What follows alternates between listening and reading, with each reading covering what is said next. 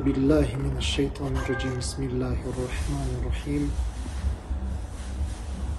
Elhamdülillah ve salatu ve selamu ala Resulillah ve ala alihi ve sahbihi ecma'in et-tahirin et-tayyibin.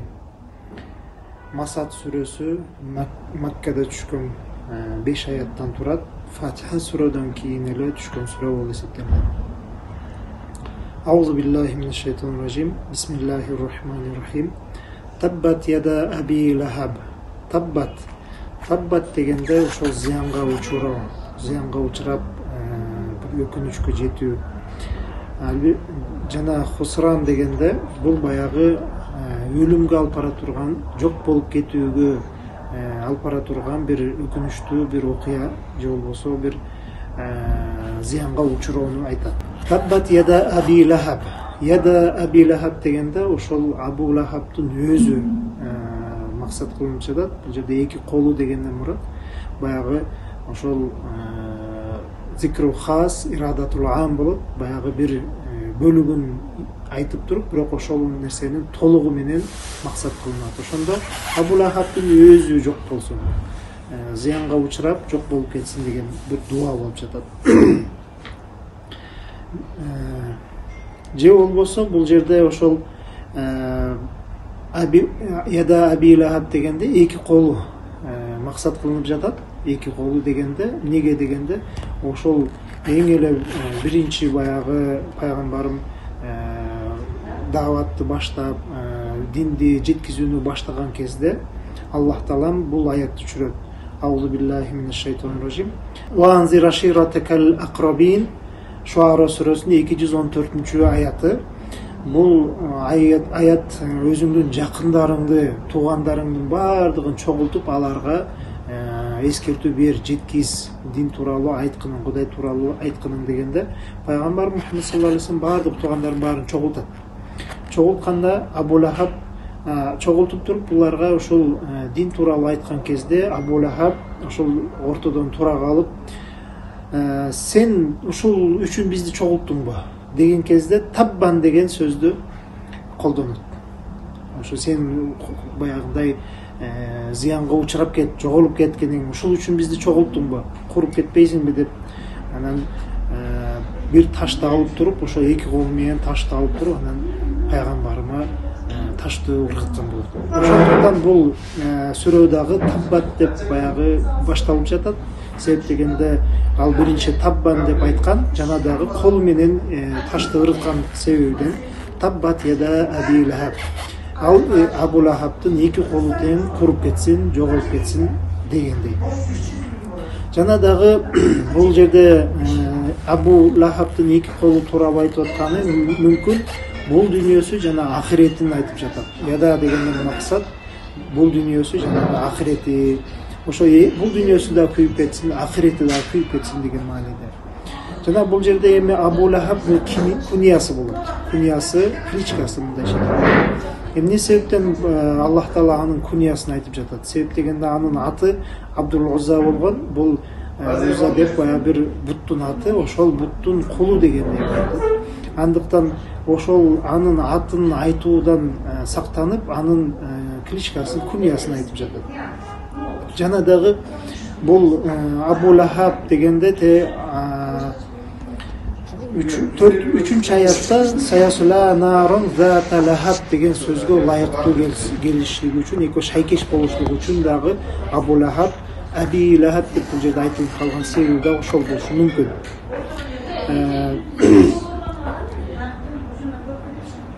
Жана дагы мүмкүн бул жерде ошол тозоктогу күйүп жаткан бул Лахаб дегени баягы жалынды айтабыз.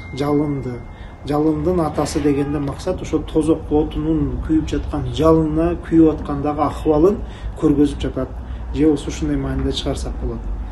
Ва табба дегенде табба бул баягы чындыкта ошол куруп кетти деген маани чыгарабыз. Же болбосо таббат дегенде бул анын нафсысы болгон болсо, бул баягы колу менен жасаган иштери болгон болсо, баардык колу менен не нерсенин баардыгын жасаган болсо, ошонун баардыгы болгон болсо, бул жерде табба дей турган болсо, өзүнүн баягындай кылган нерсесин мүмкүн ошол ирад баягындай максат кылышлыгы мүмкүн дейт.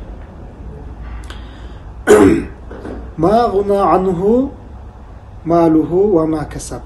Ма гуна анху. Бул жерде ма дегенде нафия болуп туруп, ага эч кандай пайда жеткизбеди анын байлыгы, же болбосо анын байлыгы ага пайда жеткизеби деген бир суроо да болушлугу мүмкүн да. Эки маанини тең берсек болот. Биринчиде мисалы эгерде айта турган болсок, анын мал мүлкү ага эч кандай пайда бербеди дегенде, ал өзү чындыкта бай болгон, ал ойлогон ошол менин байлыгым мени куткарат депчи. Жана дагы вама касап дегенде ошол кол менен тапкан нерсеси же болбосо балдарым болушлугу мүмкүн. Ошол таянган, чиренген нерсесинин баардыгы эч кандай пайда бербеди деген кабар болушлугу мүмкүн. Же болбосо ошол байлыгы жана анын балдары, артында калган балдары, кесиби буга пайда береби деген суроо берип туруп, жок, ага эч кандай пайда бербейт деген суроонун жообу бар. Эми бул жерде биз эгерде карай турган болсок, бул пайгамбарга зыян келтиргенден кийин Аллах Таала бунун келе турган тагдырын, боло турган тагдыры тууралуу айтып коюп атат. Бул өзү Бадыр согушунан кийин Адаса деген жерде өтүп кетет. 10 күндөн кийин ошол бир аз күндөн кийин ал өлүп калат. Жана дагы анын баласы Утба деген бала, ал баягы ишенген баласына дагы ишенген, ал баласын болсо Шамга кетип жаткан жерде арстан жеп кетет аны. Анын балдары дагы жок болуп кетти. Жана баягы Абу Лахаб өзү Адаса деген жерде өлүп калгандан кийин 3 күн эч ким аны тийбей 3 күн жатып калат ал жерде. Анын денеси 3 күн ошол талаада калып кетет. Ал жерде ушунчалык күндүн немесин ысыктыгынан ал денеси сасып кетет. Андан кийин ошол жерден өтүп бараткан адамдар аны алып туруп баягы жерге көмүп коюшат. Бул дагы Аллах Таала ошол гайыптан боло турган окуяны бизге кабар берип койгонун берси немеси, мужиза болуп эсептелет. Боло турган нерсени бизге айтып кабардап коюп атат. Саясла нарун зата лахаб. Ясла дегенде баягы отко күйүү. Нарун зата лахаб. Бул жерде саясла тездикте ал отко күйөт. Кандай отко? Зата лахаб. Баягы жалындап күйүп турган, жалындуу болгон отко күйөт дейт. Мындан максат ошол тозок оту болуп атат. Тозок отуна барып күйөт дейт. Эми ва мураатуху дегенде, эми бул жерде ошол тозок отуна күйөт. Жана дагы анын келинчеги дегенде, анын келинчеги дагы ошондой эле байлыгыдан эч кандай пайда көрбөйт. Жана дагы анын өзүнүн балдарынан дагы пайда көрбөйт. Жана дагы ал дагы өзүнүн күйөөсүнө окшоп эле тозок отуна тездикте күйөт деген сөз болот. Анан хаммалатал хатоб дегенде, хаммалатал хатоб бул ошол отунду көтөргөн аял. Бул анын акыбалын түшүндүрүп жатат. Эми бул отун тууралуу бир канча маани берсек болот. Бул жерде тозок отуна күйүп, ошол жерде күйөөсү тозокто күйүп жаткан кезде анын келинчегинин болгон окуясы, анын келинчегинин акыбалын сүрөттөп жатат. Ошол күйөөсүнө отундарды өзүнүн мойнуна жүктөп ташып келип, ошол күйөөсүнө отундарды таштап турат деген маанини да чыгарсак болот.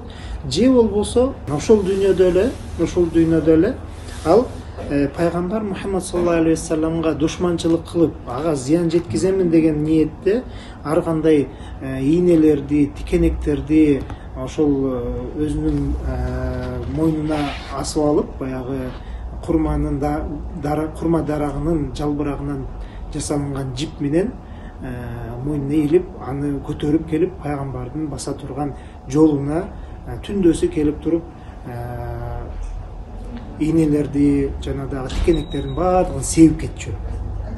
Же болбосо баягы чагымчыл деген дагы маани берсек болот. Баягы эки адамдын ортосуна от жагып, экөөнү уруштуруп жиберүүчү деген маани да алсак болот да. Адамдарды ушинтип чагымчылык кылып туруп, уруштуруп жиберүүчү аял деп. Ошондо пайгамбар Мухаммад саллаллаху алейхи вассаламга каршы элдин баардыгын баягы оюн буруп, ага каршы чыгарып, алардын көңүлүн пайгамбардан бурганга аракет кылган деген маанide чыгарсак болот. Ошол фи жидиха хаблун мин масад деген фи жид дегенде ошол анын мойнунда хабл баягы жип бар. Кандай жип? Мин масад баягы курманын дарагынан жасалынган, баягы жалбырагынан жасалынган жип. Ошо илинип турат деген маанide чыгарабыз. Эми бул сүрөнү бүгүнкү күндөгү бизге болгон пайдасы не? Бул бизге эскертип жатат. Кимде ким ошол пайгамбар Мухаммад саллаллаху алейхи вассаламга ушундай зыянчылык жеткизген болсо, көрдүңүздөр Абу Лахаб кандай акыбети кандай болду. Ошондой эле бүгүнкү күндө эгерде дин ислам динине каршы чыгып, жана дагы исламдын түркүктөрүнө, буйруктарына, фарз болгон амалдарына каршы чыгып, кимде ким ошолорго каршы чыгып, жок бул нерсе туура эмес деп, же болбосо кесирлик сөздөр менен кылып, же болбосо бир кандайдыр бир ошол исламга болгон каршылыгын көргөзө турган болсо, алардын дагы акыбалы ушундай болот дегенден бир кабар берип жатат. Андыктан биз бул сүрөнү албетте биз колубуз менен аларды тыйып мүмкүн эмес, бирок намазыбызда канчалык көп окуй турган болсок, бул Таббат сүрөсүн, ушундай адамдардын дагы акыбетин Аллах Таалам өзү мойнуна алып, алардын да акыбети Абу Лахабтыкындай болуп болоруна анык бир каргыш деп айтсак да болот да. Ва ахиру давана анил хамдулиллахи rabbil alamin.